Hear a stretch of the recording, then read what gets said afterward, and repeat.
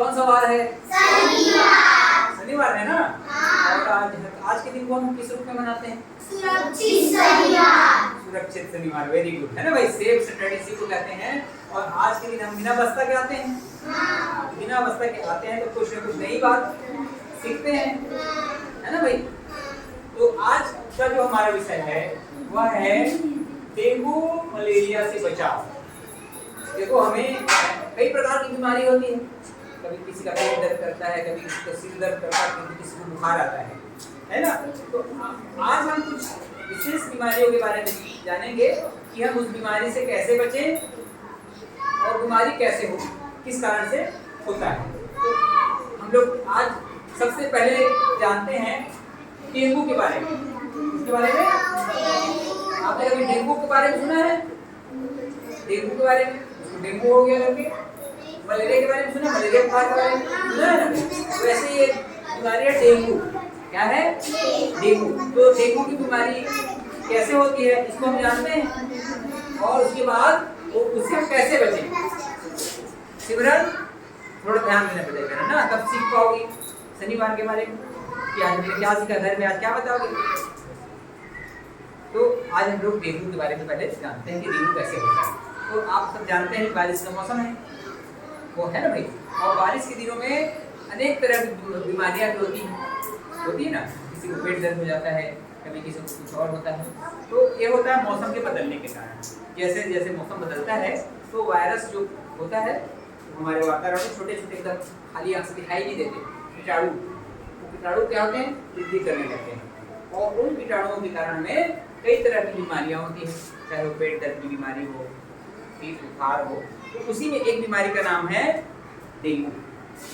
ठीक है, डेंगू नाम का जो बीमारी है बहुत खतरनाक बीमारी है। समय रहते इलाज न करें तो आदमी की मृत्यु भी हो सकती है।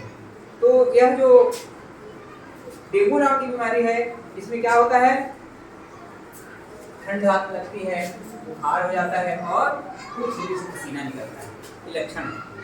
ठंड भी लगती है और बुखार आ जाता है और पसीना भी बहुत अधिक मात्रा में निकलता है। ठीक है, तो जब इसमें बुखार आता है तो हमें क्या करना चाहिए? डॉक्टर से संपर्क करना चाहिए। किससे संपर्क करना चाहिए? अपने मन से हम दवाई नहीं ले। जैसे कई लोग क्या करते हैं, मन से बुखार की गोली खा लेते हैं, कुछ भी खा लेते हैं। ऐसे नहीं, क्योंकि इसमें कभी कभी क्या होता है, आइबुप्रोफेन एक दवाई है या एस्पिरिन दवाई है, इसको खाने से क्या होता है, कभी कभी डेंगू रोगी में अंदर अंदर आंतरिक रक्त स्राव हो सकता है, अंदर ही अंदर खून भी निकल सकता है, तो शरीर के लिए वो घातक हो सकता है। इसलिए हम डॉक्टर से परामर्श के बाद ही गोली दवाई का सेवन करें। बिना चिकित्सक के सलाह के हमें गोली दवाइयों का सेवन नहीं करना चाहिए। और देखिए, यह जो बीमारी है, यह बीमारी क्यों होता है जानते हो? मच्छर के काटने से। कैसे होता है? मच्छर काटता है, डेंगू मच्छर काटता है तो रोगी को बीमार, जो व्यक्ति है वो बीमार हो जाता है। तो इससे बचने का सबसे बढ़िया उपाय क्या है सिमरन? संपत्ति। मच्छर काटने से हमें बीमारी होती है, तो बचने का क्या उपाय है? कैसे समीर? खड़े हो जाओ, बताओ। हमें मच्छर काटने की बीमारी होती है तो हम कैसे बचें? मच्छर से बचेंगे तो बीमारी से बच सकते हैं, है ना भाई। तो मच्छर से बचने के क्या उपाय हैं? जहाँ कोई रोगी मिला वहाँ आसपास हम क्या करें? मच्छर नाशक दवा जो होता है उसका छिड़काव करें।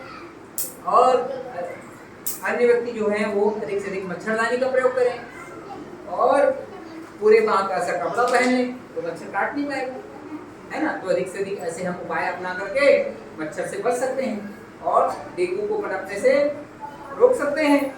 ठीक है, और ऐसे ही एक और बीमारी होती है, यहाँ देखिए हमने लिखा ना, क्या करें में डेंगू से बचने के लिए मच्छर नाशक दवा का प्रयोग करें और डॉक्टर से संपर्क करें। ठीक है, और जो रोगी हो गया है उसके अच्छे से इलाज कराएं डॉक्टर के पास। अब अगली एक बीमारी का नाम है मलेरिया। इसके बारे में आप सबने सुना है, कभी किसी न किसी के यहाँ मलेरिया हुआ होगा। हुआ है कि नहीं हुआ है? मलेरिया बीमारी, बुखार बता रहा हूँ, मलेरिया किसी को हुआ है आपके घर में? कभी हुआ है ना भाई? तो तो खड़े होकर बताओ आप क्या क्या उसमें लक्षण से जानते हो? मलेरिया बीमारी में क्या क्या होता है? चलो तुम बताओ, जानते हो क्या क्या होता है मलेरिया बीमारी में? नहीं जानते? चलिए मैं बता रहा हूँ। ये देखिए, जब मलेरिया बीमारी किसी को होती है तो सबसे पहले हम जानते हैं यह होता कैसे है। ठीक है, तो होता कैसे है? इसमें मादा एनाफिलीज नाम का मच्छर होता है। एनाफिलीज मच्छर और विहान, उस मादा एनाफिलीज नाम का जो मच्छर है उस क्या करता है, वो काटता है तो इससे मलेरिया फैलता है।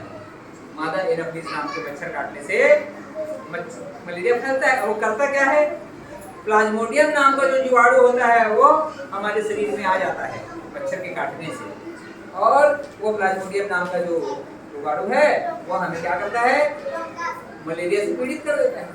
अब मान लो एक बच्चा है, एक छोटा बच्चा है, तो मलेरिया हो गया है मान लो। अब इसको कोई मच्छर से काटा और मच्छर उड़ के फिर दूसरे शरीर को काटेगा तो उसके डंक में क्या होता है, वो प्लाज्मोडियम लग जाता है और फिर दूसरे संक्रमण माने एक व्यक्ति से दूसरे व्यक्ति में होता है। एक व्यक्ति बीमार हुआ, उसी मच्छर काटा, फिर दूसरे व्यक्ति में चला जाता है रोग जो है। तो हमें क्या करना है इसमें, सबसे पहले तो इसके लक्षण जान लेते हैं। ठीक है, कामना मैंने क्या लिखा है देखो, तेज बुखार। क्या लिखा मैंने? तेज बुखार। मलेरिया नाम की बीमारी में सबसे पहले आदमी को तेज बुखार आता है, बहुत तेज बुखार आएगा और ठंड भी लगती है खूब और कंपकपी आती है, एकदम रजाई ओढ़ने का मन करने लगता है। इसलिए इतना तेज बुखार आता है कि एक रजाई दो रजाई कंबल ऊपर कंबल ओढ़ने का मन करने लगता है, ठंड इतनी अधिक ठंड लगती है। तो हम जान जाएं यह उसको मलेरिया हुआ है। अब क्या करें, और क्या होता है, उसको शरीर बहुत तेज, सिर में बहुत तेज दर्द होता है, ऐसे लगता है कि सर फट रहा है। और क्या होता है, कमर में भी दर्द हो जाता है कभी कभी, और उल्टी लगती है, तो मात्रा में उल्टी। ये जो लक्षण है, इन लक्षणों से हम पहचानेंगे कि हमको मलेरिया हुआ है। और लेकिन असली जांच कब होगा, जब हमारे खून की जांच होती है तो प्रयोगशाला वाले बताते हैं कि आपको मलेरिया हो गया है। लेकिन उसके प्रयोगशाला से पहले इन लक्षणों के आधार पर भी हम बता सकते हैं कि मलेरिया की संभावना है। लेकिन खून जांच में जब स्वास्थ्य विभाग में जाते हैं तो हमारा खून जांच कराते हैं तो मलेरिया का कंफर्मेशन होता है कि मलेरिया है कि कोई अन्य बीमारी है। तो ये जो लक्षण है मलेरिया के लक्षण है। अब मलेरिया के लक्षण के लिए हम क्या करें,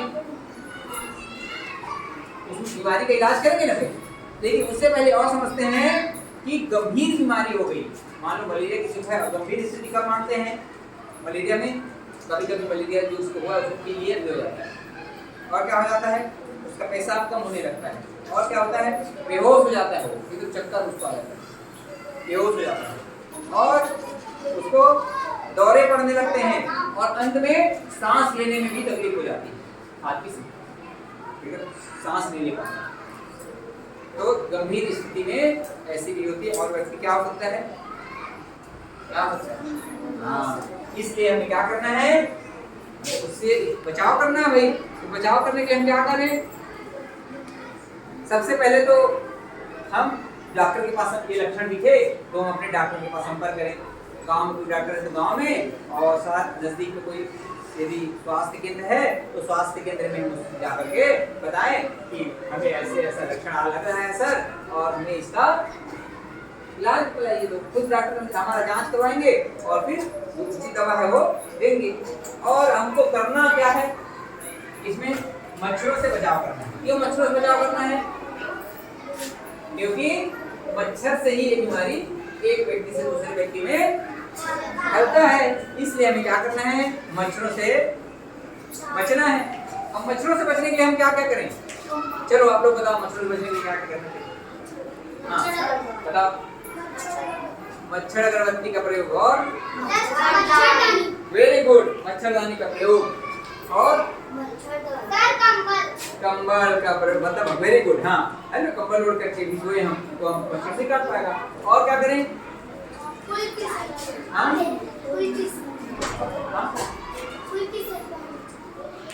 फुल टी शर्ट, फुल कपड़े पहने, है ना भाई।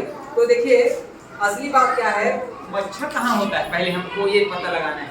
तो मच्छर कहाँ होता है आप लोग जाने, जहाँ पानी स्थिर रहता है, पानी जहाँ बह नहीं पाता, जैसे नली उली में, गड्ढे में, या कोई ड्रम बहुत दिनों से पड़ा हुआ है, कोई टायर में पानी भरा हुआ है, ऐसे जगह में जहाँ पानी बहुत दिनों से भरा रह जाता है, जिसमें पानी बहाव नहीं रहता, उस जगह में मच्छर के छोटे छोटे लार्वा पनपते हैं, और वही मच्छर फिर बड़ा होता है, और वही मच्छर जो है बहुत अधिक मात्रा में हमारे आसपास में फैल जाता है। तो हम क्या करें उसके लिए, क्या करें? तो हम पानी को एक जगह स्थिर न रहने दें।